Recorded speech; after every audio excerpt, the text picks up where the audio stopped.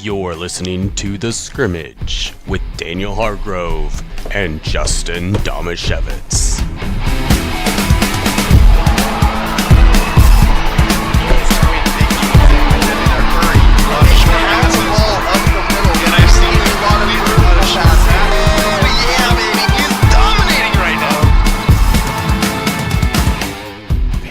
Did not like your version of Stomp there, going with our intro music. Well, I was drumming on the table, and he literally put his face under my hand. Yeah, he was like, those hands are supposed to be petting me, sir. That's true. I had forgotten for a second that you had hands, but now that I realize you have hands, they must be petting me. Accurate. The amount of times that I watch the videos stuff from our show and you're just like, your hands are just moving oddly under the table in different shots. Like, what does he do? Oh wait, he's petting a dog. Should I be clarifying on a regular basis that I am petting a dog? Nah, it's fine. I think people know at this point, especially when your hand comes out and there's just hair everywhere. Like right now. Yeah. Yeah. My shirt also. Yes. Yeah. Anyway, this is The Scrimmage. I'm Justin Domashevitz, Daniel Hargrove here with me. My sworn enemy today because we're playing against each other in two separate fantasy football leagues. Sworn enemy. Our trusty producer, Andrew Gross, here as well, making us sound as good as possible, which is a very tough task. So please, people, pray for him. We have a problem because Andrew's got the Seahawks game up over there. Yeah. And so he can be distracted, and also I can see it perfectly. Yeah. So I'm just going to be you. Oh, no, he's moving the screen. Andrew, no. Oh! Andrew. There we go. Andrew. Much better. He must have a lot of faith in me not being distracted because I can still see Well, I it. know you're not a Seahawks fan. Jimothy Gross. You guys didn't know that his middle name was Jimothy, did you? No, I didn't. I thought it was Quincy. That's Little Jimothy known- with an E. A little known fact. Jimothy. Little known fact about Andrew Gross. Yeah, exactly. Jimothy is a family name. Passed down from Grosses from generation to generation. Yeah. Good old Grandpa Larry Jimothy Gross. Yeah, everybody. Scrimmage is brought to you by Spivey Realty Group and the law office of Jeffrey A. Domashevitz. We got a lot of good stuff to talk about today. We have a state placing soccer team in our local area. Heck yeah. We also have a goals update, and we have I got some highlights sent to me from the goals, too. Oregon State, Washington football to talk about, as well as a Seattle Mariners trade. So let's get it going with the 2-minute drill. Let's go, huddle up! Gotta hurry. Hey, 2-minute situation, 44 seconds, hand the ball to ref. Gonna do it right. 3 jet Buckeye, don't worry. The 2-minute drill starts now. Denver Broncos wide receiver Courtland Sutton posted a Russell Wilson apology form on Instagram last week and wrote, "Some people really do owe him an apology. He's been great this season. Justin, does the sports community owe Russ? And I'm sorry." Yeah, they do. Because last season, he just became everyone's punching bag because he had a bad year. Seriously. And honestly, I feel like there was a lot of people forgetting what this guy has done consistently year in and year out, proving what he's capable of. And the assumption was he's just going to be a bottom-of-the-barrel quarterback for the rest of his career. And I never quite bought that. And he's come back, and he's been much better this year. Touchdown to interception ratio is really good. They reduced what they're asking of him. Actually, what they're doing with him is a lot like what Pete Carroll did with him for the Seahawks during most of their success. So I think, people do kind of owe Russell Wilson an apology for making him the punchline of every joke. The Seattle Mariners traded for utility infielder Luis Urias on Friday. Urias played for Milwaukee and Boston last season, batting .194, but did have 2 solid seasons with the Brewers prior to that. Daniel, how much will Urias help the Nerds? Urias? Urias? Well, you're saying the Nerds, so I'm just assuming you're pronouncing his name wrong What on is his purpose, name? too. I'm assuming it's Urias, Urias? not Urias. Urias. I think Urias sounds a little too Russian. That you remind me of the people who pronounce it Uranus instead of Uranus. Yeah, Uranus, the planet Uranus. I don't know what to make of this trade. I don't think he's going to help much at all.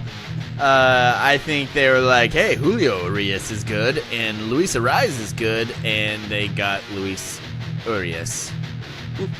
And it's just not great. But It's the first move. People are freaking out already. No need to panic yet until Shohei signs with somebody else. Then we panic and start setting things on fire. This is a perfect time to panic. Michigan coach Jim Harbaugh said this week that the Wolverines are America's team. What? Because they bribed everybody by cheating or something? Sorry. Because they will have to beat the adversity. Justin, should America be rooting for the, what was it, what are their colors? The maize and gold or the blue and maize? Something stupid. Something dumb. As much as I love a plucky underdog story, They are not. that is not Michigan. Michigan is a team now who has a coach who's been suspended twice Yep. this season for cheating. Ruh-roh. So, yeah, make them America's team, just like America rooted for the dirty, rotten Houston Astros after they got caught cheating. Yeah, everybody loved them, right? They weren't getting booed at every single stadium that they went to. Yeah, they're America's team. Yep. Daniel, your Oregon State Beavers fell to the undefeated Washington Huskies 22-20 on Saturday, despite holding Heisman hopeful Michael Penix Jr. to season lows in completions, completion percentage, and passing yards. Actually, lows for his entire career as a Husky. Yeah. Do you believe the Huskies are the better team?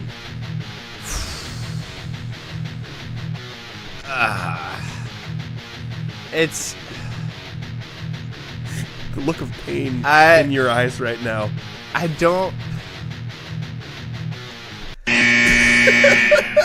I was hoping you would save me with that well sooner, sir. I mean, they beat us on our field, which we have been dominant at.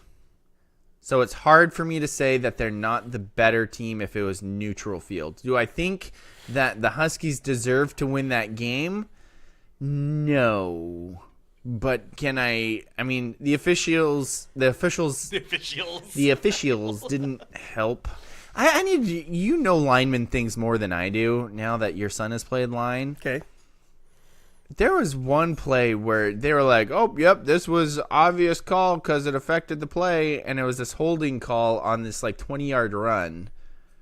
But I didn't see any holding on it. Yeah. Can you hold somebody without grabbing them? No. That would be pretty hard to do, just in their way.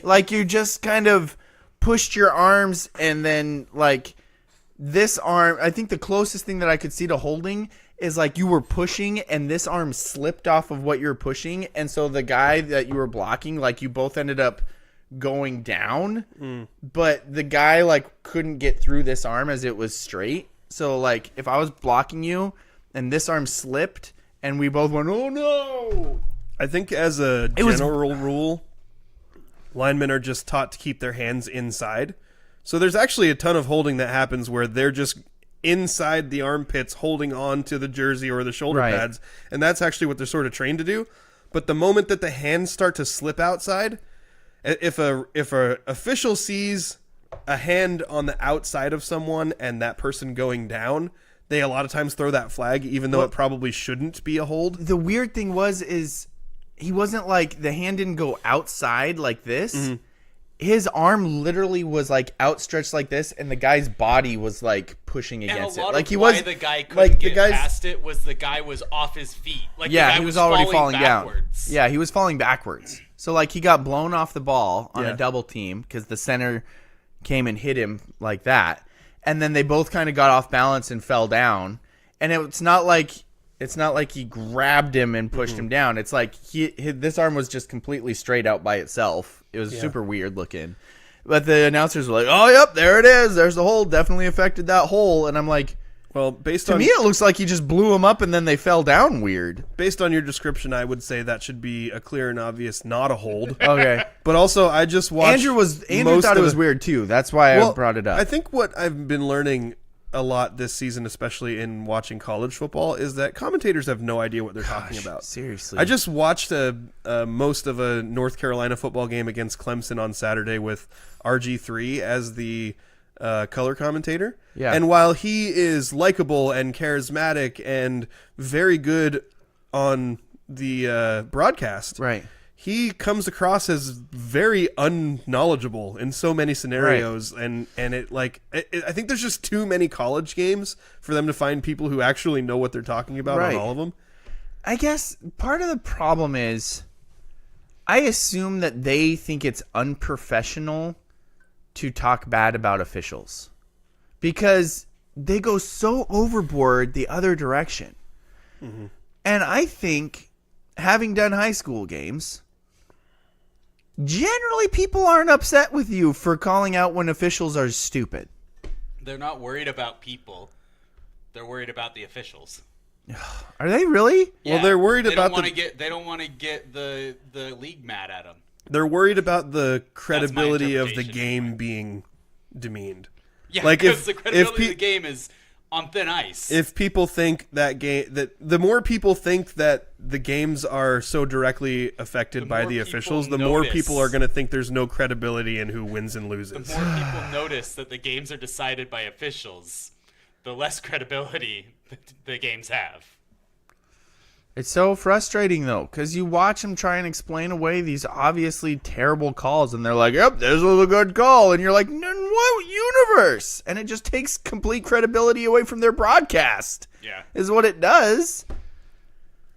Anyway, that's not why the Beavers lost, but it could be linked to why the Beavers lost, because instead of getting that first down, they get backed up on that hold. They then pass incomplete, and then they snap the ball over their punter's head for a safety. Oh, by the way, they lost by 2 points. Yeah. So did it cost them the game? No. But did it cost them the game? Yes, because they lost by 2 points. There's also so you know what I'm saying? Like, yes, the whole game changes Yeah. if that doesn't happen. So I'm not saying everything would have played out the same. But when you lose by 2 and that sequence happened, and that's why I was like, when you said, are they the better team? I really have to go with, if it was a neutral field and the weather was perfect, or the weather was even normal because it was just a deluge, I think UW probably beats the Beavers. Do I think they should have won? 10? 7? 6? That's what I was thinking. 7? Like 7? Oregon State's good. I'm not going to say that UW would just really roll. Well matched. Yeah, it was a good game. But that's just the... I think there's also a way to briefly and tactfully disagree with the officials on a television crew. Like, there's a way to do it that's not being over the top. There's a way to do it without doing what I did on the broadcast and going, what is going on? And then followed it up by doing a dance on our podcast. Yes. It was bizarre. Do you guys want? Are you guys ready to move past? Oh, Francis is chatting with us. I've got a website that claims to tell us how to pronounce Urias. What did I say? Urias? I'm not sure. I haven't played it yet. I think I said Urias. Is that what I said? You said you said Urias. Okay. Here's what the website says. Urias. Oh, it's definitely on you. I thought it was I thought it was an ooh, not a U sound. Seeing that that's a computer, I obviously think that is just wrong and dumb. Probably. Like, if you find a YouTube video of somebody saying his name, I would be much more likely to believe it. No, don't worry about that. That would be difficult for me to find. Some AI. Don't worry about that. There's a guy Let's named just go ahead and Urias say who was one of the Dodgers' best pitchers. Huh. Let's just say that I was right, and we'll just move on. There is, I believe, there is a hat over the eye. There's a hat over the eye. Yeah. Daniel and I are both wearing hats over our eyes. Well, above our eyes. There we go. Yeah. Anyway, just Andrew, also, the officials were probably wearing hats over their eyes during the Beavers game. Yeah. That's why they couldn't really see. Quickly, though, since that was my feeling, I felt like it was a great game. It was a good back and forth. I felt like there was a couple of plays on defense where the Beavers just kind of, against some good players. Like, Adunze's really good and Penix is really good. And they made some great plays.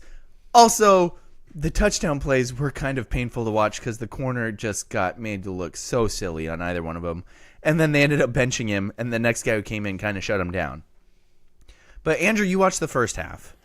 What was your feeling of it? And that was when UW was playing well and up 22-10. I watched the first half, and because they ended up a touchdown or 2 touchdowns. They ended up 12. I think. Yeah, they were up. They were up 22-10 at half when you went to bed. So I was feeling it was frustrating because it felt like there were like 2 or 3 plays that if the Beavers would have played better defense, the UW wouldn't have scored. So from that perspective, I was thinking, man, these teams are so close, and UW has just managed to take advantage of a couple mistakes so far. Yeah. Justin, you watched the last 5 minutes, which were painful because the Beavers, they showed multiple graphics, were owning the second half. Yeah. They owned the second half, but the last drive came. They only needed a field goal. First of all, they recover the punt. They fair catch it at the 4, which is never a good look. Mm-hmm. So they have to go 60 yards to get into field goal range. You're watching then at that point, last 5 minutes. What do you think about the last drive? I want your impartial view on this, because to me it was like, keep running the dang ball. I don't care how stacked the box is. I wanted them to pass the ball 0 times. Yeah. Okay. So you're with me on that. And then watching the 4th down play was really frustrating. So, yeah, I think they should have responded to the fact that the box was stacked by going with some kind of power formation and continuing to try to run the ball. Maybe you can run some kind of misdirection where you get the ball outside. But I think DJ was kind of proving that he was untrustworthy. Like, the stat line as far as completion percentage and yardage between Penix and DJ was really similar. They were within 2 completions of each other, really close in yardage as well. But Penix had 2 touchdowns, no picks, and DJ had no touchdowns, 2 picks. So yeah. I just felt like there was a point that the ball needed to be taken out of his hands from a passing perspective. Like, there's things you can do in the running game where you mix things up, but you just do what you did against Oregon in the second half of the game last year, and just pound it down their throats. And at least at that point, if it doesn't work, you have then failed by sticking with your strength. Exactly. And DJ's a great runner, too. Yeah. He had some massive, massive runs in this game. He had a 26-yard run where it was like a quarterback sneak, and then he just started bossing people. I think he's a great player. I think he threw like 5 more passes than Penix did in that game. He was 15 of 31, so not great, and Penix was 13 of 28. Yeah. So he threw more times than Penix did in that game. Yeah. When you would think that... By the way, I must have missed this part. How did Oregon State have a negative 40-yard rush as a team? Oh, that's the punt. Okay. That was the bad snap over the guy's head. It went 40 yards? Yeah. Because they were driving on their way to a touchdown when that hold happened. And so they were on the other side of the 50. Yeah. And then that hold happens, backs him up to the 40, and the snap just went straight over his head, and then there was no sideways roll. He caught up with it like at the goal line with like 3 UW players right behind him, and he just kicked it out. Yeah. Which is that was another thing where the announcers were like talking about it, and one of them was like, so that's like almost a good decision there. And I'm like, dude, if he falls on it and is touched as a safety, that's absolutely the right decision. Yeah. What do you like? He had to pick it up and get out of the end zone to make that not a safety. Yeah, exactly. And then that would also be dumb because then you're giving him an opportunity to score a touchdown from like the 1-yard line instead of making him drive. Like, to think that kicking it out of the back of the end zone isn't a good decision there by a punter. Well, that's the thing is that they were like, dumb. well, I guess that's actually kind of like, it kind of works out well. And I was like, what are you talking about? The only reason that I brought that up was because it made it hard to compare the team stats, because then you got Oregon State, who actually ran the ball pretty well overall, but then there's this one negative 40-yard team run on there. No, so instead of them having like 180, 190 yards rushing, they only had 148 yards rushing. Yeah. But you look at individual rushing, and Damian Martinez had 26 carries for 123 yards. Mm-hmm. DJ had 6 carries for 53 yards. And it's like, what? How? So it was frustrating, especially since if you watch Martinez in that game, he was a monster. He was an absolute monster. Nobody wanted to tackle him. They ran a screen to him, too. And it's beautiful. I was thinking that and that's why, about stacking the box. Yeah. A quick... Uh-oh, that guy's open. Thankfully, Stafford can't throw anymore. would be a great. Oh no, I have Cooper Kupp on my fantasy team. Sorry. And I have the Seahawks defense. Dang it. Oh, it's a penalty against the Seahawks defense, though. Andrew, why'd you move that? Sorry. Oh, you never want to see the poop emojis next to your quarterbacks on Bleacher Report. Do you look at Bleacher Report for your game stats? Not usually. They put emojis next to the quarterback's performances. So if they're like really good, they put like a fire. For Penix, they just have this emoji where it's like it's not really happy, it's not really bad. And sometimes they'll put like a 100 or a fire or something based on their performance. There's poop emojis next to DJ's because he 15 for 31, 2 interceptions, no touchdowns. And they always do this thing. The Beavers have done this thing where they bring up their freshman backup quarterback for a series. And I'm fine with it because they're trying to keep him because he's really good. And they don't want him to transfer portal next year. Mm-hmm.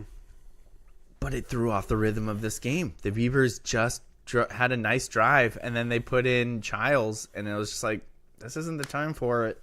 And he ended up going backwards, and it sucked. I think the thing that would make me most frustrated if I were a Beavers fan is that you're going up against Penix, who, I mentioned earlier is a Heisman, maybe the Heisman favorite, definitely a Heisman candidate. After last night, and I've seen people saying that the way he finished the game out, they really liked. He made one throw. But he only needed right? You said finish the game out. In the second half, he was trash. Okay. They didn't move the ball. They had one first down, and that was one throw, literally to ice the game. And that's it. That's all they care about for because that's all they care about for the Heisman. That's so dumb to say that moments. He finished the game out. That makes when the entire sense. Second half they were trash, and then he makes one throw. Goodness gracious! Sorry, but you held that guy. We better beat Oregon. If we don't beat Oregon, you guys are gonna have to check on my welfare. If we lose both of these games down the stretch, you guys are gonna have to be checking on me.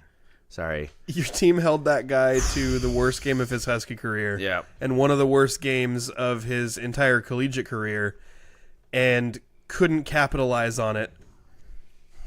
And that part is frustrating because it's also not like. It's not like this was an unranked Oregon State team going up. This is a good Oregon State team. So if you have nothing to lose, then it wouldn't feel frustrating. But because it's a good team and you had the best performance defensively against this guy who's been great for the last 2 years, that makes it more frustrating. It does. And it's funny because I know the Beavers have to go down in the rankings in this situation, right?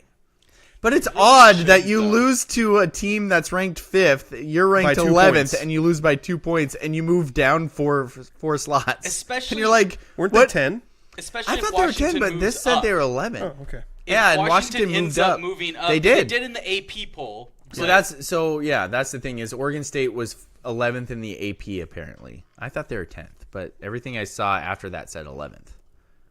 But anyway, Washington moves up in the AP. I'm seeing Oregon State at 15 that moved down 5 spots. So I think they were 10. According to ESPN, they were 10 last week. Gotcha. Is Jamal Adams hurt again? I just thought I saw him on the sideline. Dude, that guy cannot stay healthy. You have any more on this Oregon State game, Daniel, or do you want to turn the page? I want to turn the page. Hopefully we beat that garbage place next week. Do you have any more thoughts on Urias? No, I'm good. I'm good moving on if you're good moving on. All right, well, then let's move on to my favorite part of the show. Serving questions up on a silver platter where the points are made up and the rules don't matter. Time for Stump Daniel. Stump Daniel is brought to you by the law office of Jeffrey A. Domashevitz, no relation. What's Daniel A stand for? Sorry, Daniel Gross messaged. True about the second half. It was garbage. This is a Husky fan, by the way, Daniel. And he says the ranking moves also don't make sense. I mean, former Husky athletic great, exactly. Daniel Gross. Yeah. Daniel, I'm going to start by saying this particular edition of Stump Daniel may not have aged well. Uh-oh. Because I put this stuff together last night, and all I could do was say, okay, here's the stats of these guys going into this week. Okay. So all I want you to do, one question. Daniel, going into this Sunday's games, Thursday's games. We'll include the Thursday game. Going into this week of NFL action, Okay. what quarterback led the league in passing yardage? In passing yardage? Mm-hmm. I'm going to say...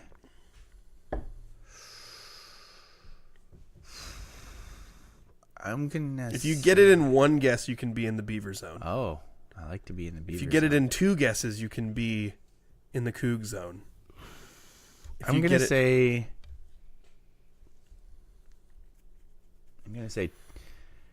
it's funny is I'm stalling because I can't remember his name. Okay. And it feels super bad because the only name I can remember is Tui Asasopa.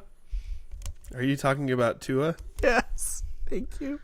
I kept almost So your- saying Tui. Your but official it's guess Tua. is Tua Tagovailoa. Yes. Thank you. I'm sorry, that is Jeez. incorrect. Tua is third on the list. Okay. So at least I was top five. The fact that he was willing to help you with that was your clue that it was incorrect. Yeah, that's true. So you got one. You can't be in the Beav zone, but if you get it here, you can be in the Coug zone. Still a desirable zone. It is passing yardage. Passing yardage.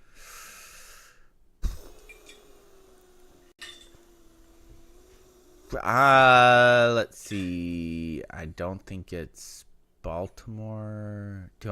Should I just start going down the entire NFL? That's what you usually do. I'm gonna say Stroud. CJ Stroud. Texans. CJ Stroud is second on the list. So that's another no. If you get it here, would you? Okay, so today I don't want to try. Is and get Husky it here. zone better than Duck zone today? Still, even with what happened yesterday. Wait, barely. what if he was like in some other zone that he doesn't Because really want to be in? But like maybe he's the- in the North Carolina zone. The Ducks also have already said they aren't going to play in the Civil War next year, so they are extra pooped. Okay, so at least you can be in the Husky zone if you get this right. Okay. And if you don't, then you're in the Duck zone. A terrible choice. This is awful. Well, I'm moving in the right direction. So You're right. You got the third guy, then the second guy. Now you just need the first guy. Passing yardage this season. gosh, those were my two best guesses, man. It's not Geno, and it's not Stafford. Those are the only two you can think of because I he's don't staring wanna- at the mirror. A lot of great quarterbacks in this league. Is there? I don't Are feel there like there's a lot of great quarterbacks quarterbacks anymore. I feel like 5 years ago they're like, oh, look at all these great quarterbacks, and now it's like, look at this league, man. Who's playing quarterback week to week? There's been so many injuries and like weirdness. Like there's some bizarre quarterbacks playing now. It's true. I feel like there's been a huge move towards young athletic quarterbacks and a lack of emphasis on I'm gonna guess not. developing good quarterbacks long term. That makes sense. Oh, is it? I feel like it'd be silly if it was. How would it be a stump Daniel if this was the answer? Okay. So I'm gonna not guess either of these guys. Okay. But I think I should guess Patrick Mahomes because you He's would think Patrick that Mahomes. he'd have a lot of yards. Mm-hmm. But on the other side, I'm like, I should guess Sam Howell because that's why you're asking this question because it's a North Carolina quarterback. Interesting. That's where I'm living right now. I now have a guess that's based on Justin's psychology also. But maybe it's Joe Burrow because he's my fantasy quarterback and he just got hurt screwing the rest of my fantasy league in that season that year.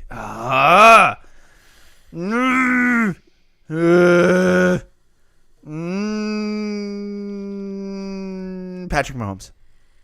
Ooh, I'm sorry, that's incorrect. Patrick Mahomes is 6th on the list. Andrew, did you want to throw your guess out there? Is it Wilson? It's not Wilson. Okay. He's doing really well in touchdown to interception ratio, but he hasn't passed for a ton of yards. I didn't think he had, but I thought that if he had, you would be certain to bring it up. Is it Sam Howell? The correct answer, if you looked in the smart part of your brain, you would know is Sam Howell. Are you kidding me? who had passed for 2,783 yards going into this week, with a 17 touchdown, 9 interception ratio. I'm sorry, I didn't have the music going for all of that. The reason I said I'm it didn't horrible. age well is because he didn't play well today. He threw 1 touchdown and 3 picks. Oh. So not a great day for Sam Howell. Oh, and apparently. I've got some commentary from here about Daniel Bean and the Ducks. Yeah, I'm getting emotional, not going to lie. You need to get some updated sound of me going. I did think it was interesting, just as a bonus side note, and you can either answer this or I'll just tell you the question, or I'll just tell you the answer either way. But CJ Stroud is a very interesting case this year because he's been excellent. His team is okay, but he's been excellent. He probably has the best overall quarterback stats by comparison to volume and efficiency in the league. Right. Which has brought up the conversation because now we're at around the mid-season mark that people are saying, hey, if there's an MVP candidate, CJ Stroud needs to be one of those guys. Makes sense. He could potentially be Rookie of the Year and MVP. That'd be crazy. In history, that has only happened one other time. Do you know who the guy was? MVP and Rookie of the Year? In the same year. In baseball, it was easy. Oh, yeah, it's Ichiro. It was Ichiro. Yeah. Which is almost a cheat code because he was like at the peak of his prime when Yes. he came to the MLB. Did he Exactly. play like 9 years in Japan or something? Something like that.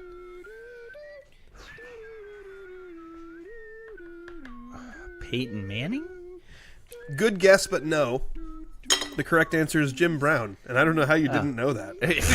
Jim Brown, the only player ever in NFL history to win the Rookie of the Year and the MVP in the same season, and that will conclude Stump Daniel, brought to you by the law office of Jeffrey A. Domashevitz, no relation. Yeah. At least it wasn't Terry Baker. Remember he that stand episode? Yes. Yeah. That was painful. Yeah, I don't actually remember the name Terry Baker, but it triggered the memory. Yeah. Yeah, Yep. Oregon State Heisman. yeah. From like the 70s or something. Oh, 70s. More like the 40s. 40s. Something ridiculous. 70s and 40s are all the 50s? same to me because I wasn't born yet. So This coming from someone who thinks Ohio is just right over there. Yep. Iowa's just around the corner. It's just right over there. So I'm in the duck zone, huh? Yeah. I haven't been in the duck zone in a long time. You know what? Let's say you only have to be in the duck zone for like 3 minutes, and then you can get It out. doesn't feel good. Hey Siri, set a 3-minute timer. Okay. So I have to be miserable. When this timer is done, then you will be out of the duck zone. Apparently Kenneth Walker is hurt. That's bad for my fantasy team. Oh, that means that it's good for my fantasy team. But You have Kenneth Walker? You can't cheer it. Can't I? You know, because What if I have Charbonnet on my team? do you? Well, yeah, but he's not starting. Oh. But he's definitely there. You didn't start On the- Charbonnet? No, I'm I got- joking. I got- Starting a Seahawks running back is Mark always Sanchez sketchy. last week on the broadcast said he was going to open up a bottle of Charbonnet. Gosh, speaking of bad broadcasters. This guy's horrible. He said like 5 things throughout the course of the game that were either like made me cringe or I was like, that's dumb. Yeah. Not good. The Sanchez. We do have some local The sports butt fumble. to get into. We're going to talk about Monty girls soccer, and we're going to do a goals update, and then we are going to name a Spivey Athlete of the Week. But before we do that, let's take a quick commercial break. Do you have a legal situation and need someone on your side? Let the law office of Jeffrey A. Domashevitz be your advocate. If you've been the victim of medical malpractice, suffered a personal injury, or need representation with real estate law, small business law, or estate planning, let Jeff Domashevitz put his 29 years of experience to work for you. Call Jeff Domashevitz today at 360-612-3991 or visit domashevitzlaw.com. That's DAMASIEWICZLAW.com. The Scrimmage is brought to you by Spivey Realty Group and the Law Office of Jeffrey A. Domashevitz. I am Justin Domashevitz, and my co-host Daniel Hargrove here with me, as well as our trusty producer Andrew Gross. And we will have a very limited local sports roundup this week because most high school sports action is already completed. It's already in the books. We didn't have very many teams who made a deep state playoff run, but we do have one. So let's do a brief local sports roundup. Oh shoot! I'm sorry. There we go. I was going to say, you said many. Did we have more than one? Montesano girls soccer There it is. team narrowly lost a state semifinal to eventual state champion Seattle Academy 1-0 on Friday, but bounced back with a 3-1 win over Le Center on Saturday to take home the third place trophy. The third place finish is the highest in Montesano history and marks progress over the program's fourth place finishes each of the last 2 years.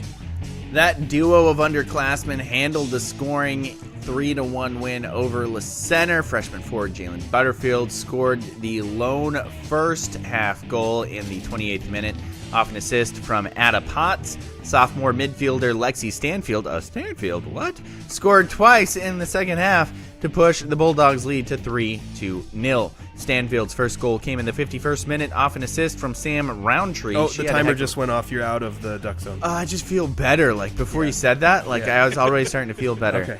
And her second was unassisted in the 55th minute. Oh, just hate to see that happen to Le Center. Oh. And that will conclude the local sports roundup for this week. We do have a Gulls update, or a Gup date. Yeah.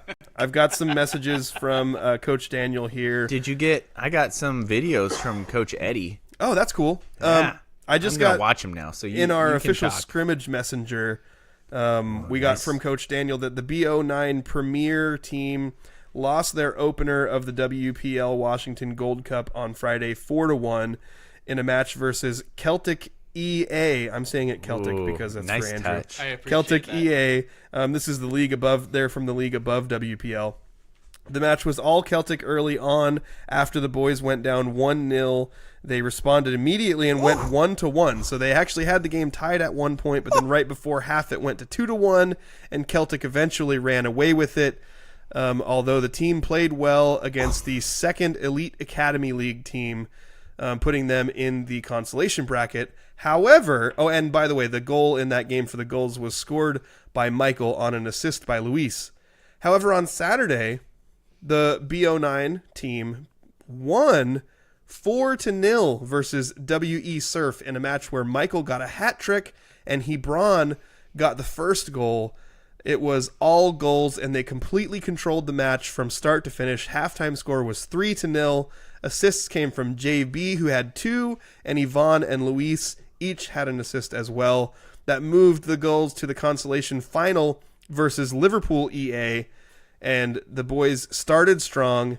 I'm sorry. Anytime you're playing a soccer or football team named Liverpool anything, you're just playing at a different level. Right. Well, and then what? they're saying they were a WPL team, and the first team they played, the Celtic team, was from the Elite Academy League, and this Liverpool team also says EA. So I'm going to assume they're also from that Elite Academy League. EA so this Sports. is probably it's in the game. It's in the game. Yeah.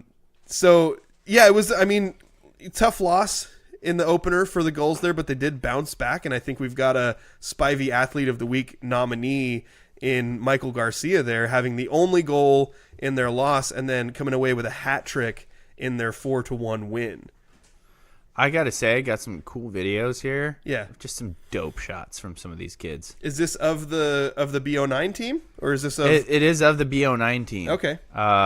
It says they took third in state in the Premier Super League. I got a video of a left-footed goal here, a header to set up Michael for the corner slot, and then finally JB with a beautiful set-piece goal, and the Gulls won that game 3-0. But it's one of those free kicks, and it's probably from about, I'd say 30 yards out, and he just bends it over everybody and sneaks it in under the crossbar. Like, just beautiful. Anyway, I'll shoot those over to you, and if you want to post them online or something. But it is very nice. So thanks to Coach Eddie and Coach Daniel for letting us know what's going on in Gulls FC. We get lots of great updates from them, and we appreciate the way that they promote their organization and they promote their kids, and they're trying to help their footballers get to the next level of what they want to do with soccer. But, even more than that, they're just working hard on, coaching kids up and helping them learn life lessons along the way, doing the important work of a coach. So we do have, now that we've got through the local sports roundup and the Gulls update, we're going to have a kind of difficult task here of selecting a Spivey Athlete of the Week, it's not difficult in the sense that, there's 12 nominees like we were having for a lot of football season. But, what Michael did for Goals FC is really impressive over the weekend with a goal in their loss and then a hat trick in their win. Yeah. If you're looking at like overall significance, the accomplishment of Montesano girls soccer is absolutely massive. Is this the third year in a row they've taken third? No, they were fourth the last 2 seasons. Oh, okay, nice. So this is a step up from them because they've gotten to the semifinal round And 3 years in a row. Right. And the last 2 years they lost both of those matches. And this year they lost their semifinal match to the team which ended up winning the state title. Yeah, and they lost 1-0. They lost 1-0, and Yeah. that was a team they had beaten earlier in the year on Yeah. PKs. So they know they could compete with anybody. Right. But they came out with this win against Le Center, which is a revenge game. Yep. Is this a legit revenge game? Because it happened this year, right? And it was district title. Yeah. They lost to Le Center in the district title. That's a legit revenge game. Okay.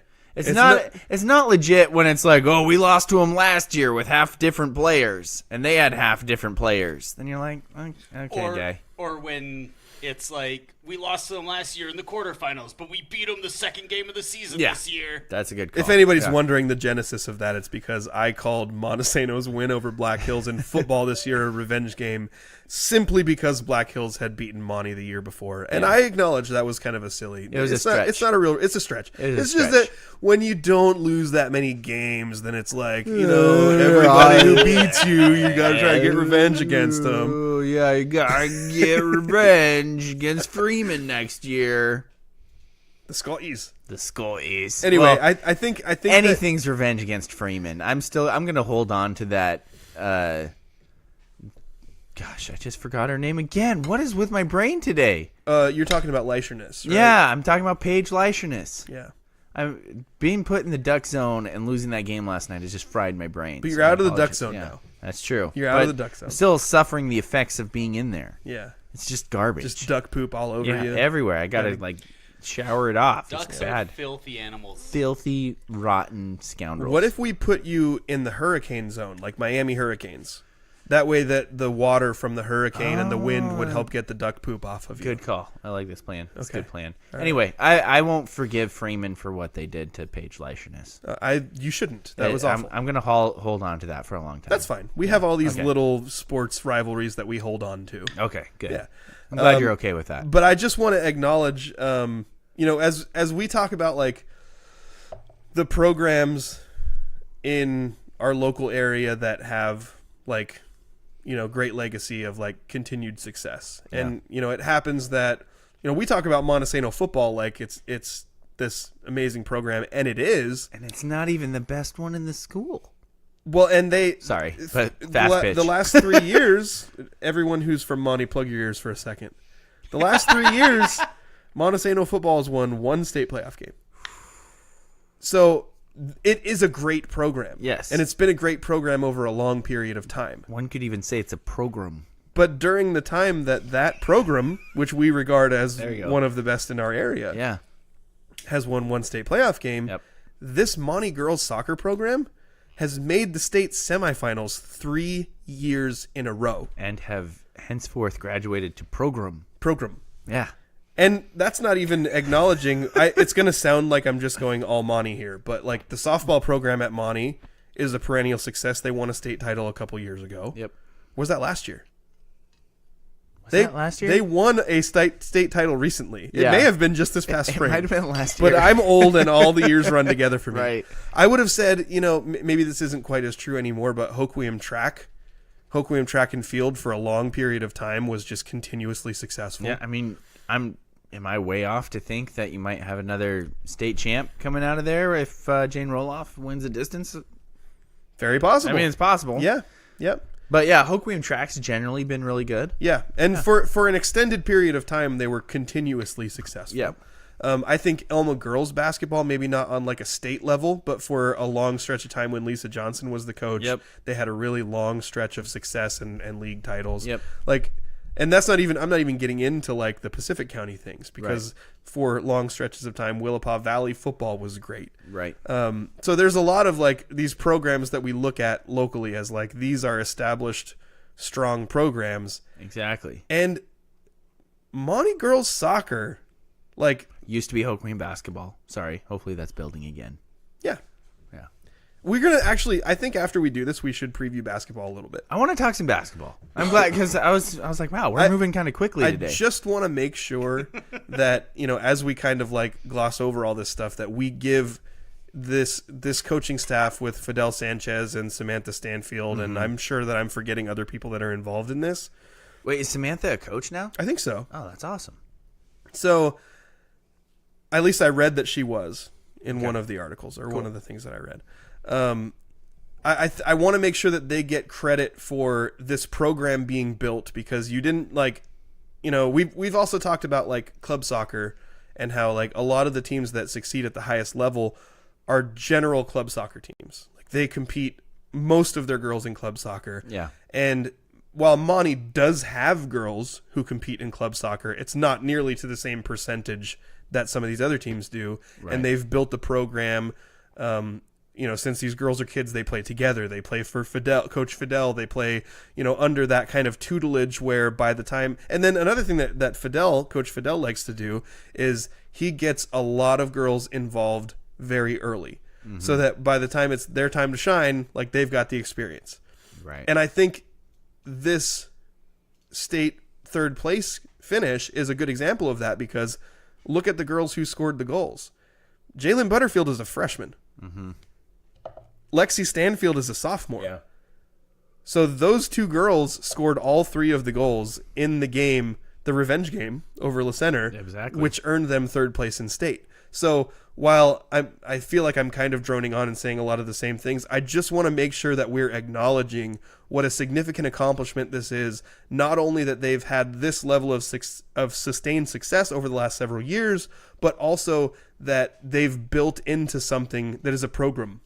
Like it is one Absolutely. of the power programs in the state, in our area and in the state for girls soccer. I'm sorry, you're in the Final Four. Yeah. 3 years in a row. Yes. It's in the state now. And You're the a future looks good. Yeah, so because there's a lot of girls. They're graduating some great seniors. Yeah, Fidel has built a program. Yes. Good job, Fidel. Yes, it is awesome to see And the what he has girls. done. Yeah, and absolutely the girls who've put in the work and have played at that high level and then have continued improving every year. Absolutely. So, are we ready to name our athlete of the week?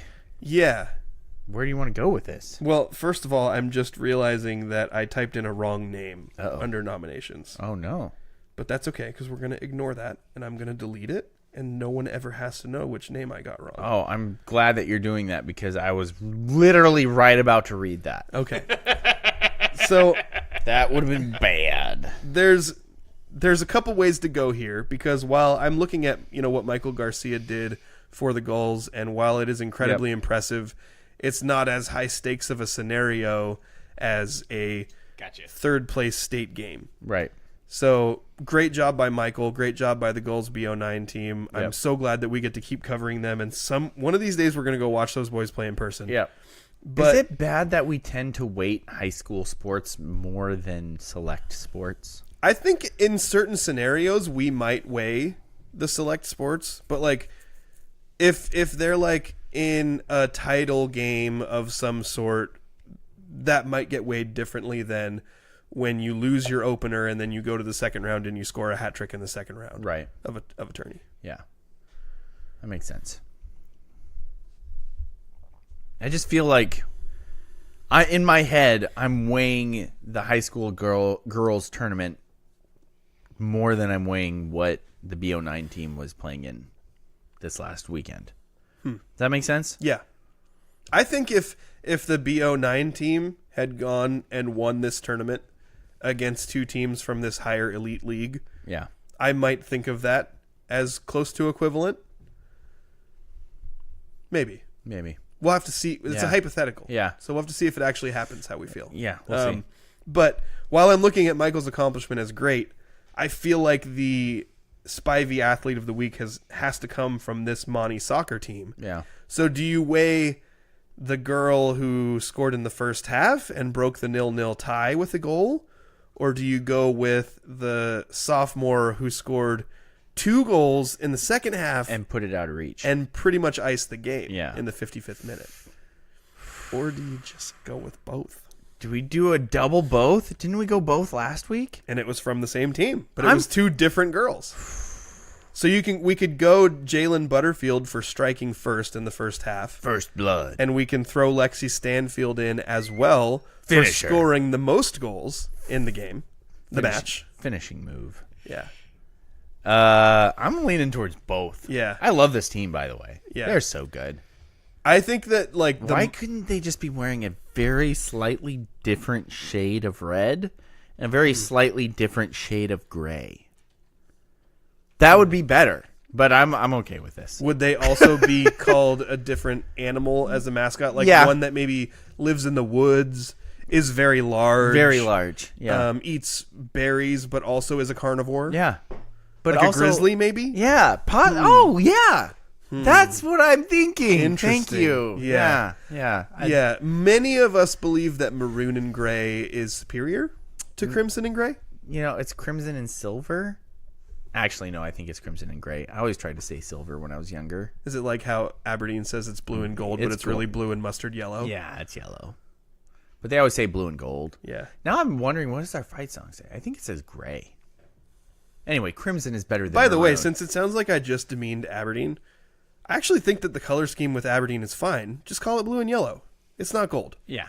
Until Blue you and start... yellow is a better combination than blue and gold I'm- anyway. I'm totally fine with it. I would argue. Just call it what it is. I agree with you that it should be blue and yellow. It is very much what the Rams are wearing, not what Notre Dame wears. It's not, yeah, it's not even like a goldish yellow. It's Yeah. like literally what you put on your hot dogs. It's a mustard no, yellow. mustard Now I'm yellow hungry. is more of a browner yellow. Well, you're than a thinking of the brighter different yellow. mustard, Andrew. The better mustard. We You're thinking always of the better mustard. Andrew always goes to fancy mustard, and I'm always like, this place doesn't have mustard. I'm talking Even- about standard generic Heinz mustard that you buy from the grocery French's store. mustard, the I was yellow gonna mustard. say, it's not It's Heinz. like the yellow of the top of that tub over Yeah, there. it's It's French's. yellow Heinz yellow. makes ketchup. They make Daniel's they right here.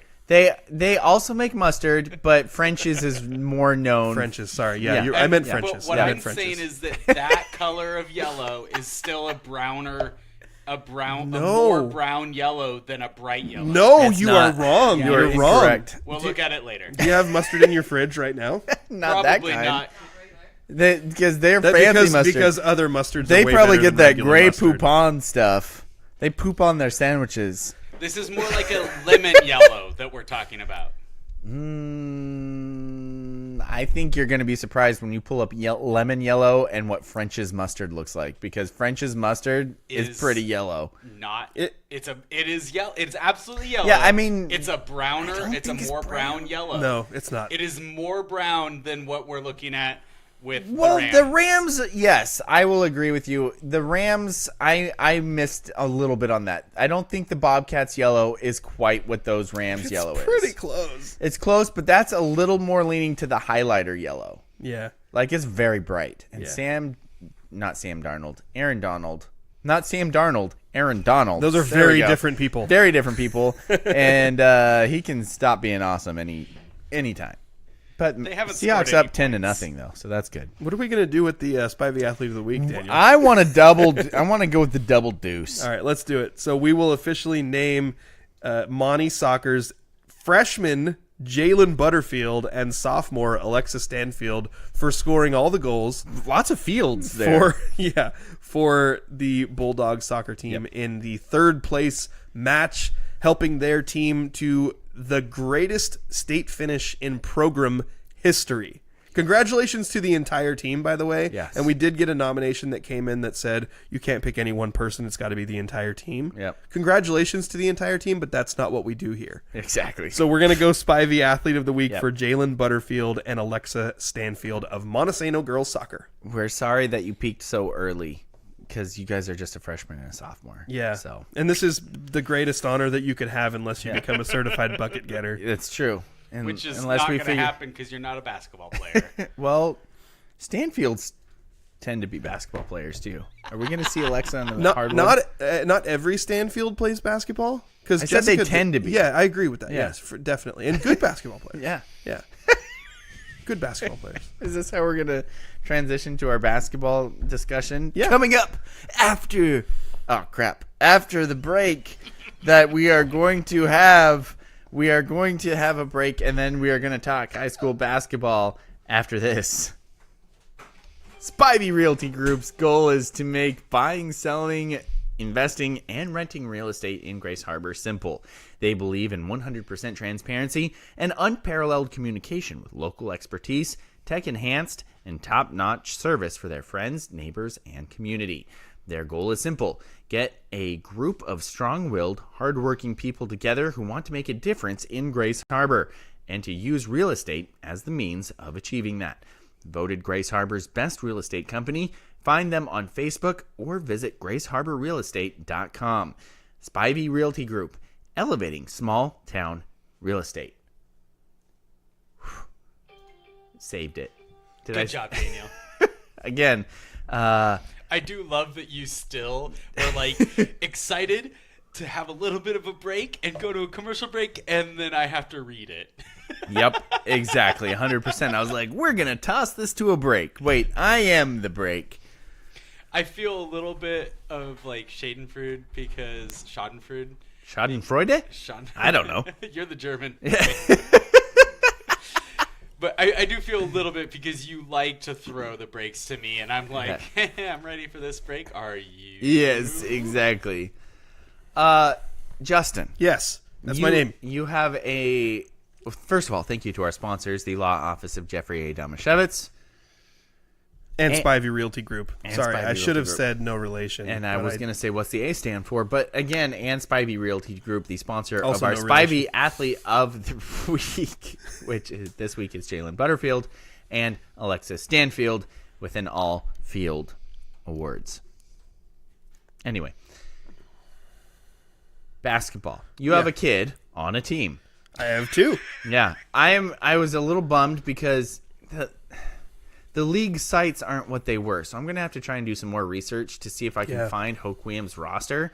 But I do know what I did find is that, dang, they had a lot of seniors last year. Yes. Like, So many seniors. Hoquiam had a lot You're of talking about the seniors boys team, right? Yes, the boys team had a lot of seniors. Yeah, I'm sorry. I should have clarified that.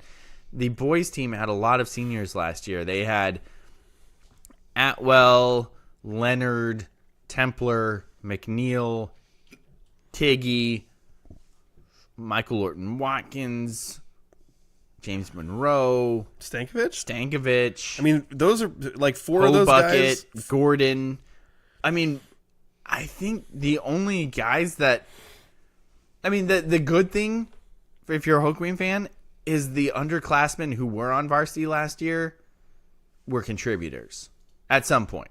I mean, because they had Xander Jump, who's a junior. Good player. He's a good player, contributor. And then Aiden Butcher was a huge part of their game last year. Great rebounder. And then the sophomore, Joey Bozich, who got some time and was a good player for them. So that's something to be hopeful for. But, man, you lost most of your team. Yeah. For the Bulldogs, on the other hand, the team that you're more closely acquainted with. I believe they will have 10 seniors. This year. Yeah. It's basically the whole team coming back. And do they have more players coming back who didn't play last year? Or was it kids who were in and out? Like, it feels like the contingent of seniors this year, this could be kind of a dark horse team that from last year, I don't think too many people would have been like, watch out for Monty this year. But maybe it's just what I believe in Leonard Barnes. But I'm, as a Hoquiam fan, I am worried about what is coming out of Montesano this year in basketball. So let me break down my general feelings on the league as a whole. General feelings. I think the league's going to be very strong this year. Good. Let's stomp all over the stupid Trico. If I had to pick a favorite, I would pick Elma. Ooh. Elma. I think you have to give me a Monty card or something. Are you allowed to wear that hat while you say that? Yeah, I think so. I don't think so. I'm just being... Okay, Hannah says no. All right, hold on. There you go. Take my hat off. There you go. All right, took my Monty hat off. Elma was a very good and competitive team last year, and they are returning so many players, including Carson Seberg and Traden, who I think probably is going to be one of the best defensive players. He's also a very versatile offensive player. Yeah. And Traden Carter is probably the big one. He's only a junior still. He was a sophomore last year. So Traden Carter could end up being over the next 2 years in the conversation for league MVP. Yeah. As far as I'm concerned. Oh, Cooper Kupp's on Also, the injury table. Bringing back Grant Vesey, Yeah. AJ Holmes, another good rebounder. We mentioned Aiden Butcher for Hoquiam. Yep. I think there's so much talent coming back for this Elma team that were many of the best players on last year's team, that if you assume that they all get a little bit better, which typically happens in high school, this is probably going to be a very competitive team. Why is it so hard to find stuff on high school sports online anymore? Because they completely revamped the way the league websites work and they made them worse. So frustrating. The next team that I'm going to say I think is going to be really good is Tenino, and it pains me to say that. Get out of here! But nobody wants Tenino. Bringing back Noah Shao and Austin Gonya. I don't care about the Shows. Sorry. Those kids are really good. I know, but and I while don't want I them to will be be rooting for Tenino to lose every game, yes, I think that's going to be a very good team this year. Are we bad people to just want that to happen? No. Okay. Good people everywhere want Tenino to lose things. Sweet. Okay. Eatonville, I don't know what to expect because Shea Brannon was their best player last year, and he was amazing. He was kind of Mr. He's Everything. playing at PLU now. Yeah. Really good. And they had some other. They're returning a lot of talent, but I feel similarly to what Eatonville football was this year. Like there's talent there, but I don't know how much and how competitive they'll be. Right. But I think they'll be good. Yeah. They're returning enough players that I think they're going to be fine. Hoquiam. And this is such a ridiculous thing to say.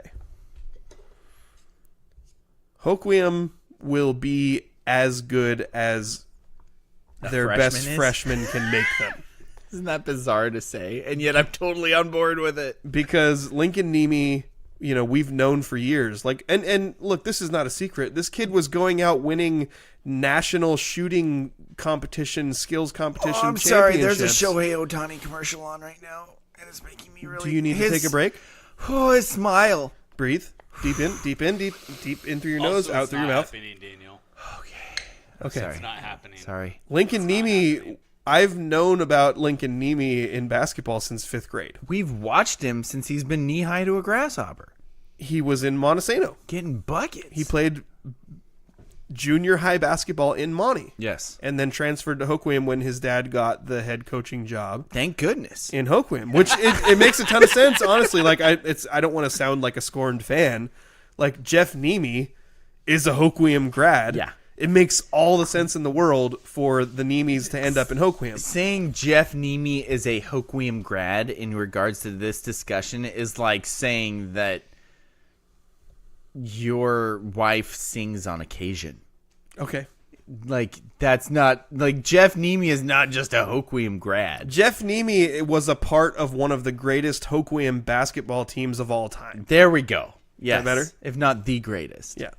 And hit one of the hugest shots in Hoquiam basketball history. Legend. Wait for it. I hope you're not lactose intolerant. Dairy. I almost butchered that. No, you way nailed too it. much. You Okay. nailed it. Anyway, yes, you're right. Yeah, so I think for Hoquiam, they lost, as you already alluded to, they lost so much. So much. And they will need Joey Bozic to step up big time. Yep. They're going to get contributions from Xander Jump and Aiden Butcher. Like, there's no question there. Those are two established players who are going to be good. Right. But what can Joey Bozic step up and do? Shoot. I know he can shoot. Yep. And what can Lincoln Nemi step up and do? Put the ball in the hoop. Yep. Like, this is like, here's a Glory Days thing for you. Okay. I'm down for it. If we're going back to Daniel's time frame, Yes. there was a freshman who was great. Absolutely. His name was Wayman. Yes, it was. And I think Hoquiam will need a Wayman-like contribution from the freshman Lincoln Nemi. It's too much pressure to put on him. Yes. Really. You don't want to put that much pressure on a freshman. Okay, but I watched Summer Ball where Yeah. Lincoln was playing as an 8th grader, an incoming 8th grader playing with high school players. Very Joey-like. He can do it. Okay. So Good to know. I'm not going to say I'm not going to say Lincoln Nemi is the star of all stars who's going to come in and burst onto the scene and be amazing. But if he can contribute to this Hoquiam team in a way where he's like a primary or a secondary scorer, right, I think they'll be fine. Well, here's the thing. Like, having been as close to it as I was with Joey Wayman, right? And then having watched as close to it the Jared Steens and Jack Adams and Jace Farners. Yeah. Freshmen at this level can make a massive impact. Especially ones that you look at playing in 7th and 8th grade and you say, there's a chance he could make a run at the scoring title. Right. Like the scoring record of your entire program. Mm-hmm. And that's what I saw with Joey Wayman. As a freshman, he was probably the second best player on the team. And that's only because we got this super weird transfer in from Iceland who was on their junior Olympic team. Joey would have been our best player had it not been for Emmy Johansson, who came from Iceland. So, did you tell him Emmy's a girl's name? No. I just watched him dunk.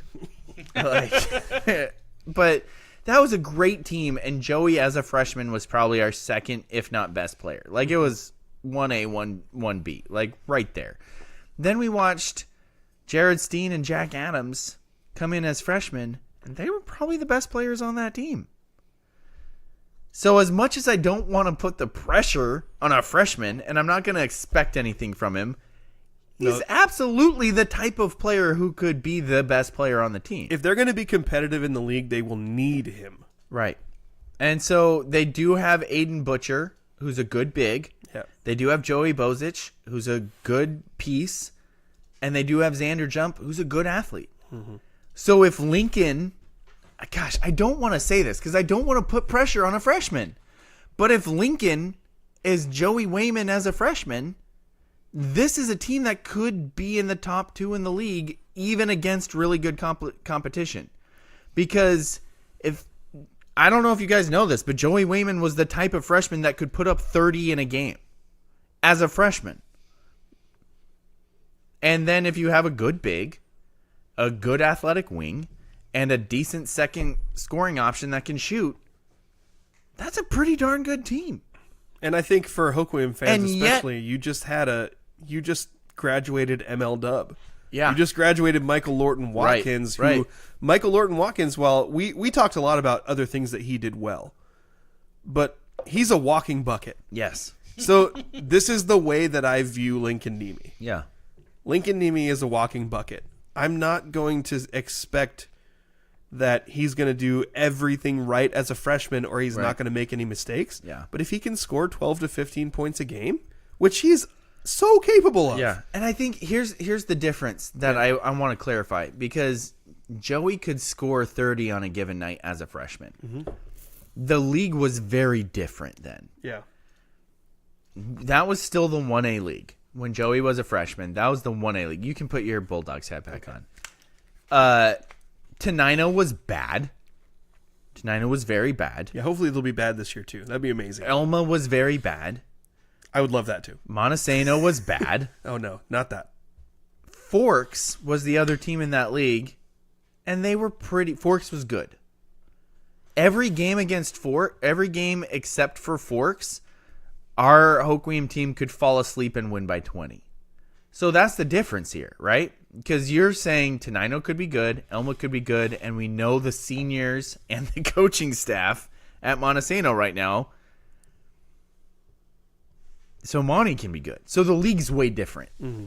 So that's what I'm going to put here as, like, Lincoln's not playing in the same league that Joey Wayman was in. Gosh, I feel miserable tying this kid to Joey Wayman. Like, I'm sorry. I started that. You started it. Those shoes are huge to fill. Joey was one of the best players I've ever seen, and I played against him. I was 3 years older than Joey, and I played against him when I was in 6th or 7th grade, and he was like in 3rd or 4th grade. Yeah. And it was like, holy crap, this kid's good. That is a very large age difference. Yeah. So Anyway, I think that's enough of the Hoquiam discussion because I feel weird talking this much about a freshman. Okay, so let's move So on to let's the only move on. team I haven't addressed. Let's move back to Monty. Monty had a very bad year last year. Understatement. They had a few seniors on that team that I think it's interesting to look at. You know, we talked about through Monty football how strong the senior class was. Yeah. And I think with Monty basketball, I'm looking at it going, man, there's a lot of really athletic kids here. And I just had a weird thought, and this is nothing against Tice's decision, but Tice was a really good football player. Yeah, he was good. He was a good football player. Yeah, he would have been a big contribution. Okay, Yeah, so sorry. This is where actually, you know what? Real brief aside. Right. We have spent so much time talking about multi-sport athletes and Right. how kids make decisions. Right. You know, I think a kid like Tice could look at what happened to previous athletes and go, man, I like football, but what I care about most is basketball. Right. What if I get hurt in football and lose my senior basketball season? Which has happened. Not once, but multiple times Yeah. that I can even think of just off the top of my head.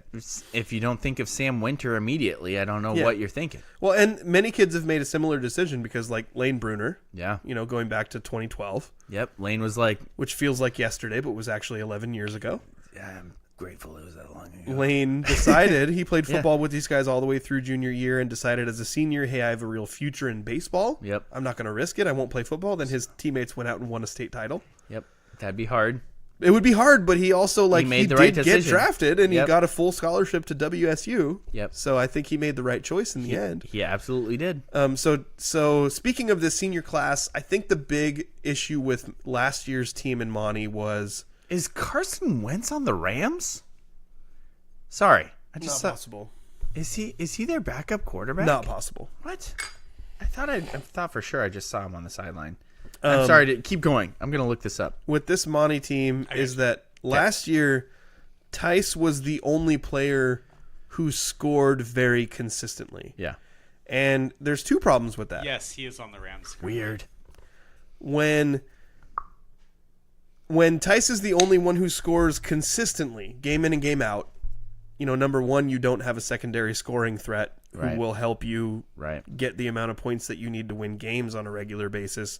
But it also makes Tice push too hard. Yeah. So, fourth quarter, down by 5 points, you might see Tice hoist up some shots that aren't the best. And that isn't because Tice is a selfish player, but it's because Tice feels the pressure on his shoulders. And if you know Tice Peterson the way I do, because, man, I really love that kid. Like, he's absolutely one of my favorite teenagers that I've ever known. He wants to be on a winning team. Like, he takes losing hard. Right. So all he wants is to be able to, you know, lean on the person next to him to help him, you know, get the team to a dub. So if you can get some more supporting scorers for Monty, that's going to be a really big deal. Is Cam playing this year? Yes. When I watched Cam as a freshman, sophomore? He played a little bit of varsity as a freshman and definitely quite a bit as a sophomore. Yeah. Is the sophomore year when they had a decent run? Yeah, I think they might have made like a little pigtail push game or in something. the District- anyway. anyway. Cam's got some game in him. Cam, the issue with Cam is consistency. So Cam, because of his size and strength, is going to get opportunities around the basket. Right. He just needs to hit him at a 60% clip. And if he So- does that, he's going to be great. Is Bodwell playing? Yes. See, the athleticism and size that you're filling around Tice Peterson is exactly what I was talking about with this Hoquiam team, right? Yeah. Like, you've got a couple of scorers, and then you've got some size and athleticism to go around them. I haven't even mentioned Soren Cobb, who's Who's 6'7". Who's 6'7", right? So you got Cobb, Cam, Bodwell. Yeah. Those are three forwards that my generation would have been pleased with. Yeah. Which I don't say often anymore because it seems like everybody's taking tiny pills lately and basketball teams are small. It's really weird. That's a 6'7", 6'4", 6'2". Yeah, except for that 6'2" is probably 6'3", and he's also the state high jump champion. Well, no, that's Gabe. Gabe's about 6'3", 6'4". Okay. Cam's like a 6'2", 6'3" if he wears tall shoes. I've stood next to Cam. Is he really only 6'2", You're 6'3"? shrinking in your old age. Oh, I don't like that. He's a massive human, though. Well, he's a giant. Yeah. He's not just tall, though. He weighs about 240. He's massive. Yeah. I saw, even in my generation, I saw a 6'1" Brett Turpin play extremely effective in the post against dudes 5 inches taller than him because he was big. Yeah. And he knew how to use his body. So Cam might not be the tallest, but he's big and he knows how to use his body. So that makes him play bigger than he is. What if I told you that the fourth big in the rotation might be Tyler Johansson? Golly. Gosh, see, Monty's got That's some another big, 6'3" giant. big athletic dudes. Yeah. And also, Peyton Domashevitz, no relation, what's the J stand for? Yeah. Is one of the better defenders in the league, easy by far. You put a good scorer in that mix, this should be a really good basketball team. Speaking of good defenders, another senior, Jackson Wilson, should be back from his collarbone injury Yes. within a couple weeks and ready to wreak havoc on point guards. Great piece and a great player that I love to watch because he's kind of the player that I was. I'm not a Peyton Domashevitz because I didn't box out. Weird. Boxing out's for other dudes.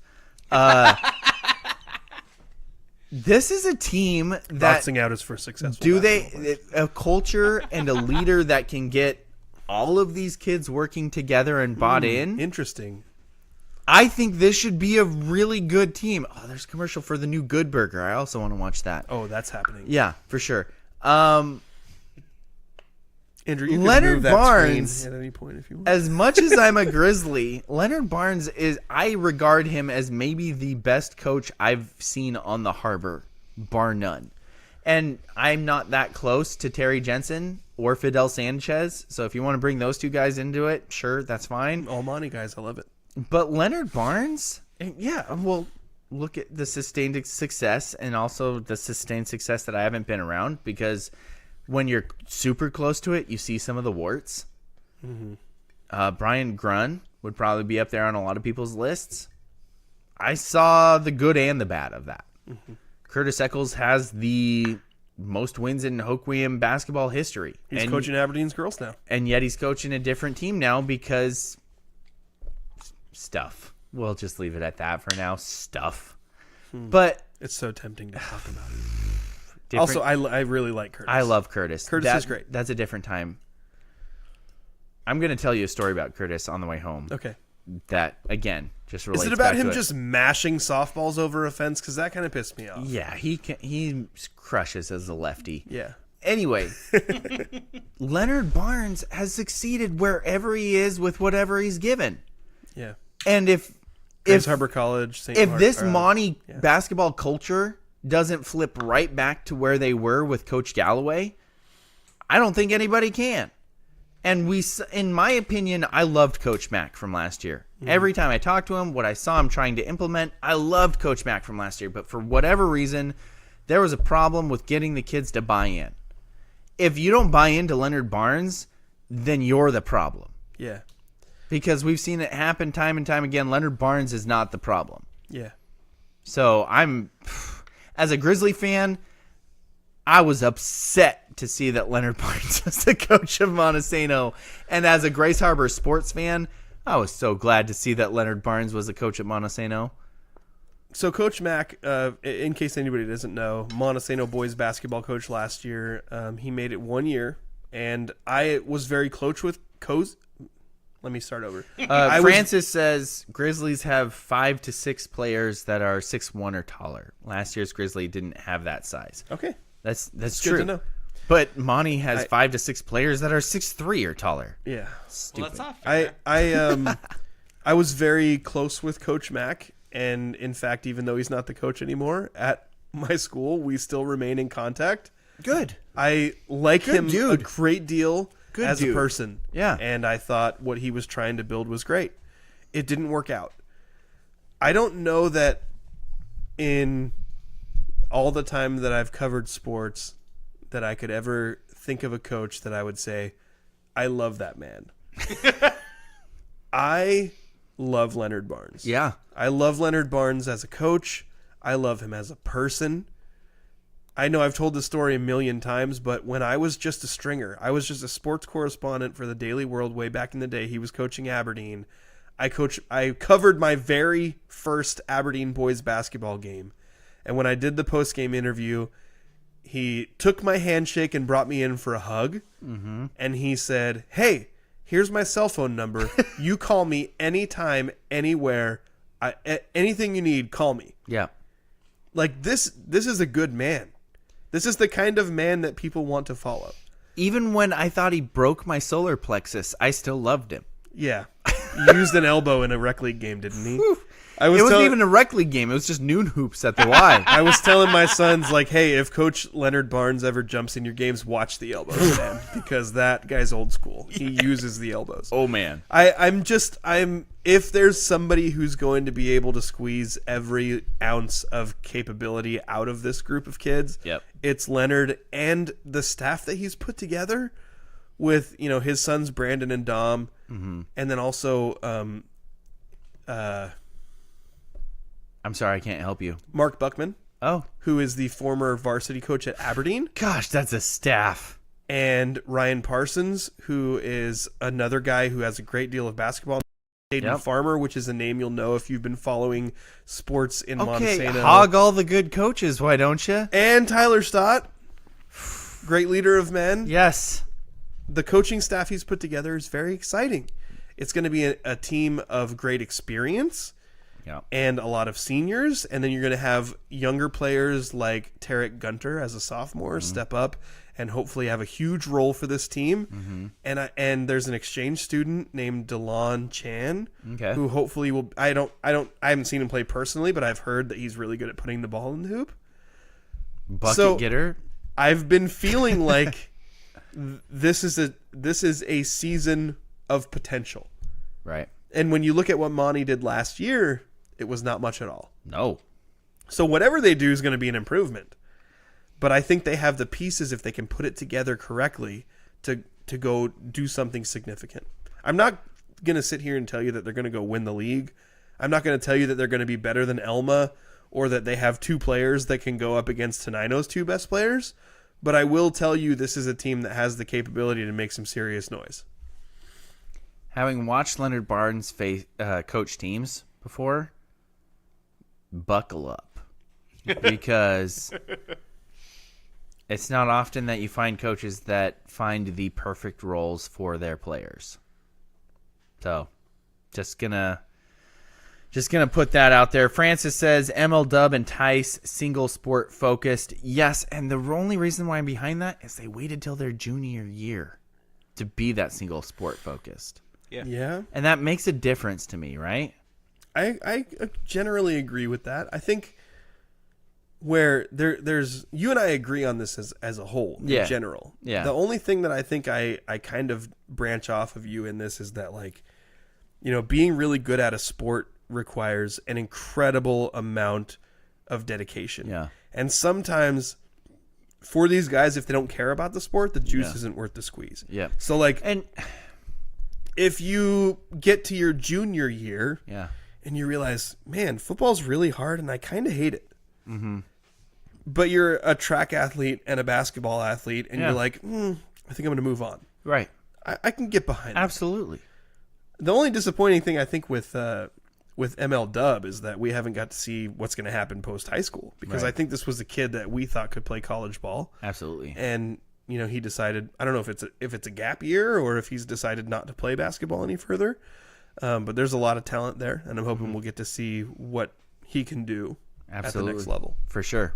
And I got to say, one of the best athletes to come out of Grace Harbor, Adam Bighill, he didn't just play football. Well, he played soccer too. He played soccer and basketball. Yeah. Terrifying on a basketball court. Yep. Also terrifying on a Typical soccer Montesano. Yeah. Very terrifying on a soccer field as well. Typical Montesano, having football players play other sports and just run people over. Yeah.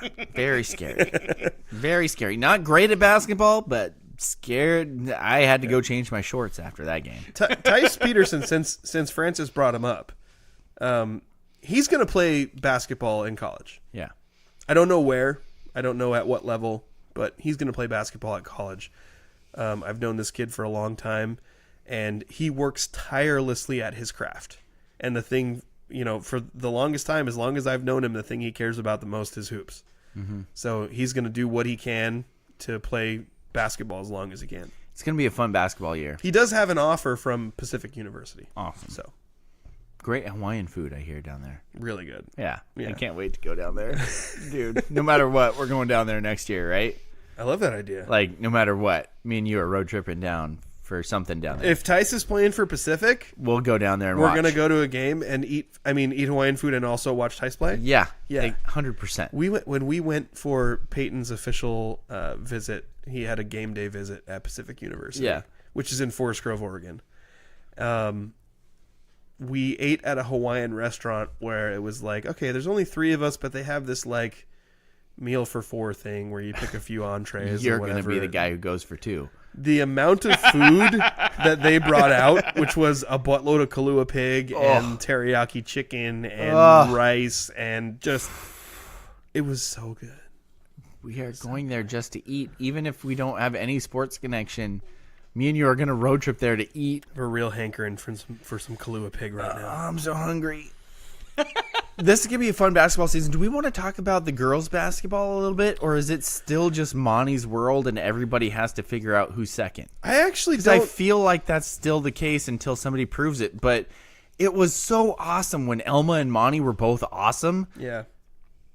But now it's just like Elma's dropped off.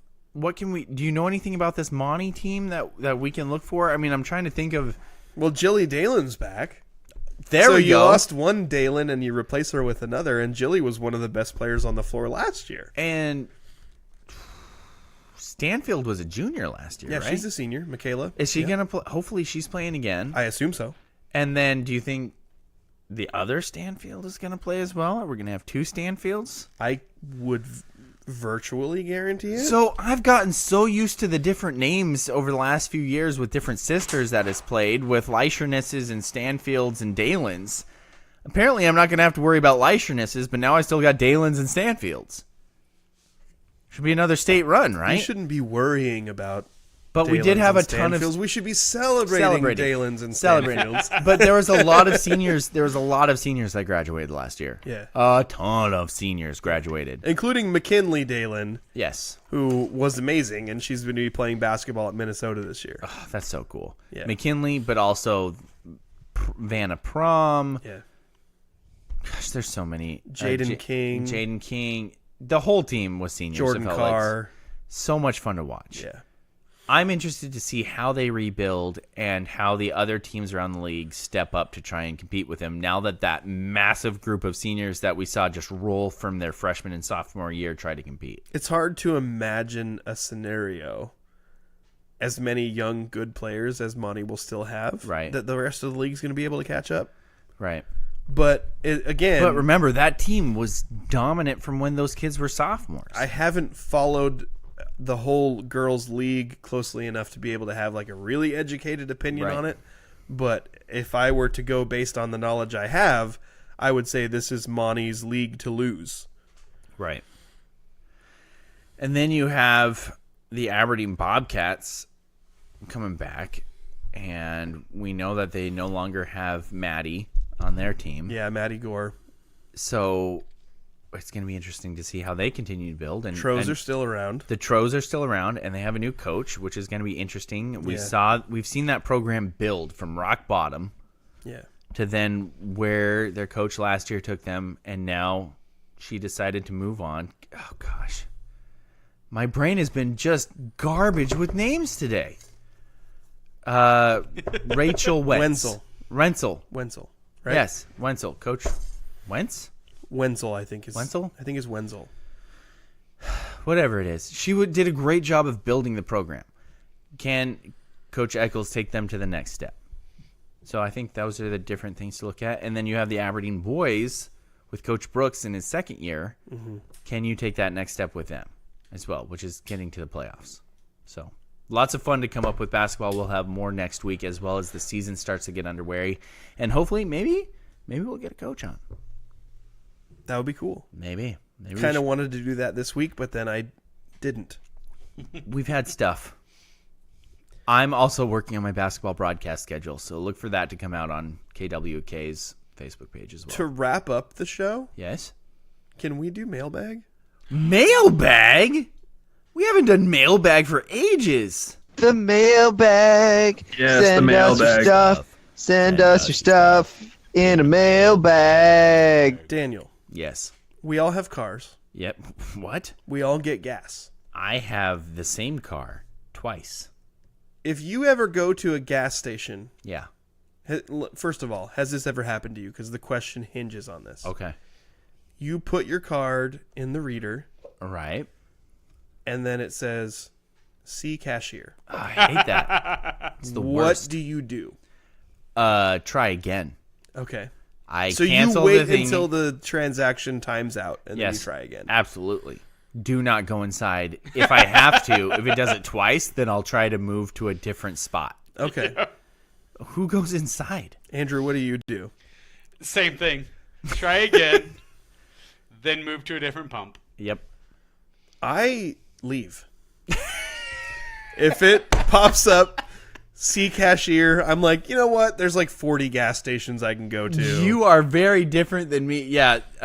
Angel says find a different gas station. I don't know about you, but most of the time when I go to get gas, Daniel doesn't I- have gas to get to another gas I station. can't. I don't think I can make it to another spot. Actually, this is since I usually ride with you out here. Yeah. You've seen I this think happen. the previous 2 weeks you said, "Hey, if we don't stop for gas, we're not going to make it to Andrew's house." It's true. Yeah. Today I looked over at your gas tank and I was like, "That's way closer to F than it is to E," which is an accomplishment, Bizarre, right? but amazing. Like Yeah. you really planned ahead this week. Good job. I mean, I feel good. I don't think I planned it all. It just worked out. Francis says gas station etiquette is the worst. Not going inside ever. Yeah. He's the Ron Swanson at Home Depot attendant. Sorry, I know more than you. Yeah. That happened in Parks and Rec. Ron Swanson went to a Lowe's, I think it Yeah. was. Or was it Home Depot? One Either of the way, two. one of the employees came up and said, "Hey, can I help you with anything?" And Ron just said, "I know more than you." And he walked moved away. on. You know, one time I don't want to talk to a person. See, this is my thing. You don't want to talk. I don't want to talk to a person. No, If I can help it. absolutely. So when I go to a gas station and like whatever's wrong with my card, like did I pull it too fast? Did Yeah. I enter the wrong pin? If it says "see cashier," No I'll shot. move on. Yeah. I mean, who are they think they are thinking you're going to go to the cashier to get your receipt? Yeah. I only decide I want a receipt on accident half the time and definitely on a whim. Like when I do say, yeah, I want my receipt, I don't know why I said that and I throw it instantly onto my passenger side floor. Yeah. Also, have you ever been to a Home Depot and my hat just fell off? That was Yeah, weird. Have you ever been to a Home Depot and you ask them a question and they give you the wrong answer and you know it's wrong? Yeah. And you're like, never mind. Yeah. I didn't want to talk to you anyway. Dude, you Or guys, you've been to a Home I have Depot the when worst. you're like, "Hey, where can I find this?" And they're like, "Hey, it's kind of somewhere over there." I have and the they, worst like, point story it out. about this. Okay. So I went to a Home Depot once. I needed a 3-option switch. Okay. You know, like low, mid, high, Right. off. Yep. Or it might have even been less than that. Might have just been like low, high, off. Okay. Needed a 3-option switch. I asked somebody, and he said, "We don't have those." And I was like, "Oh, thank you." And I kept looking because I knew they had them. Yeah. I knew it. That dirty liar. You know what was the worst, though? I couldn't find it. And then I asked the same guy again. Did you not recognize him? I didn't recognize him. I was like, "Hey, do you know where I could find this switch?" And he's like, "I already told you we don't have that." And I was like, I felt mortified. You're like, You no. know what's even worse? I found it 5 minutes later. Did you bring it to him? I should have. Yeah, you should have. You didn't? I felt so embarrassed. I You couldn't. should you know have what been you do like, is- hey, man, this is what I was looking for. I couldn't find him after that. Of course, he was going to appear when I Okay. couldn't find what I was looking but for. you have to approach that passive aggressively. Be like, hey, this is the thing I asked you twice about.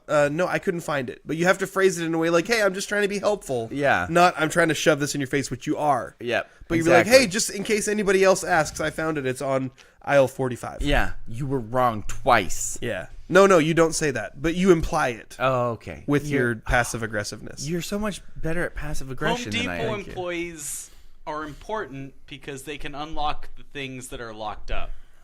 And that's their only purpose. They can also help you find really easy stuff. Oh. Like if you walk in there and you're like, hey, where's the Traeger pellets? We don't need help finding easy stuff. Hey, where's the Justin. duct tape? Well, you're overestimating my intelligence. When you ask them about the duct tape, do they ask you if you're looking for the silver tape or tape made out of ducks? All I know is that I need to order some more duct tape that is the Oregon State Beaver brand. Okay. Because have a I want brand? more of that in my life. I mean, logo. You want more Oregon State logo? Or okay. Yeah, I have some duct tape that's Oregon State logo. Really? It's awesome. Does it cost extra? I don't know, but I want more of it. How much? I need more of it in my life. $8 a roll? Or I'll pay Daniel's for it. like, I need more beaver tape. do they Yes. make it No for duct other? tape, Do they make it for beaver other tape. schools? Or? I assume so. Okay. I mean, Eugene just buys whatever they want with Nike money, so I'm assuming Jay has duct tape. If I order Tar Heel tape, is the adhesive going to be tar? Yes. Because I don't think I would want that. It will be Tar Heel. I mean, they won't have that #1 ranking stick to them for a whole year. So, sorry, that was a low blow. That's okay. Are they going to be better this year? Yeah. Oh, I don't like that answer. Well, they played really well their first 3 games, but they were playing against poopy teams. So Ah. And on that bombshell, that's going to do it for the scrimmage today. Thank you for listening. We're excited for basketball season. We're excited that the soccer and football seasons have come to a conclusion with moderate success for our local teams. But we want more. We want more. Basketball, wrestling coming up. Is there anything else besides basketball and wrestling in the winter? That's it, right? No, it's just no, there's more. basketball and wrestling. That's it, right? No, there's something else. There can't be something else. What else? Basketball, wrestling. Boys, girls, basketball. Boys, girls, wrestling. What else is there? I don't know. Maybe that's it. Is that the only winter sports? I feel like we're missing something. Do you want to extend Volleyball the show was in so the- I can look it up? Volleyball was in the fall. Winter. WIAA. This is compelling podcast here. Sports. I accidentally said shorts. Gosh darn it. I don't want shorts. I want sports. Sports. Basketball. Hold on a second. Basketball, swim and dive, wrestling, gymnastics, competitive cheer, dance and drill. I thought swimming just got done. Is it girls? I'm just and looking at the- men's swim and dive is opposite. Oh, that's right, because you swam in the winter, right, Yeah. Andrew? Oh, okay, so we got swim. Where Okay. were you 35 seconds ago when we were asking what the winter sports were? Seriously? Good Lord. God. I was working on it. So, for my trusty producer, Andrew, I don't remember when I swam gross. And my co-host, That's accurate. my co-host Daniel, I know more than all the people at Home Depot Hargrove. And my co-host, Justin, I would rather leave than talk to a person at the gas station, Domashevitz. Accurate. You've been listening to The Scrimmage. I didn't say anything horrible today. What? We're That's so proud true. of you. Good job by me.